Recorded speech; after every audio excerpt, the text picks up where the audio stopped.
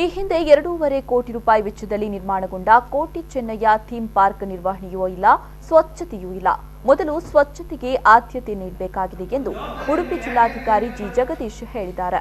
ಅವರು ಕೋಟಿ ಚೆನ್ನಯ್ಯ ಥೀಮ್ ಪಾರ್ಕ್ನಲ್ಲಿ ನಡೆದ ಅಭಿವೃದ್ಧಿ ಹಾಗೂ ನಿರ್ವಹಣೆ ಕುರಿತು ಸಭೆಯ ಅಧ್ಯಕ್ಷತೆ ವಹಿಸಿ ಮಾತನಾಡಿ, ಶೌಚಾಲಯ ಹಾಗೂ ಇನ್ನಿತರ ತುರ್ತು ಅಗತ್ಯವಿರುವ ಕಾಮಗಾರಿ ಕೆಲಸವನ್ನು ನಡೆಸುವಂತೆ ಸಂಬಂಧಪಟ್ಟ ಅಧಿಕಾರಿಗಳಿಗೆ ಸೂಚನೆ ನೀಡಲಾಯಿತು.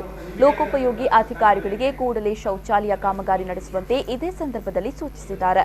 ಜಿಲ್ಲೆ, ನಗರ, ತಾಲೂಕು ಆಗಮಿಸುವ ವೇಳೆ ಸ್ವಾಗತ ಗೋಪುರ, ನಾಮಫಲಕ, ಆ ಊರಿನ ಐತಿಹಾಸಿಕ ಸ್ಥಳಗಳ ಫಲಕಗಳನ್ನು ಅಳವಡಿಸದೇ ಇರುವುದನ್ನು ಕಂಡು ಪ್ರವಾಸೋದ್ಯಮ ಇಲಾಖೆ ವಿರುದ್ಧ ಜಿಲ್ಲಾಧಿಕಾರಿ ಅಸಮಾಧಾನ ವ್ಯಕ್ತಪಡಿಸಿದ್ದಾರೆ.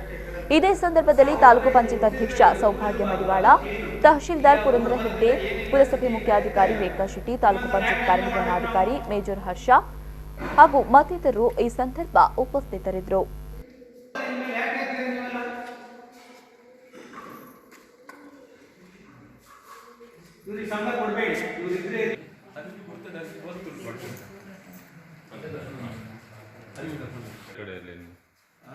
ಇದರಲ್ಲಿ ಏನು ಬರ್ತದೆ ಸರ್ ನೋಡಿ,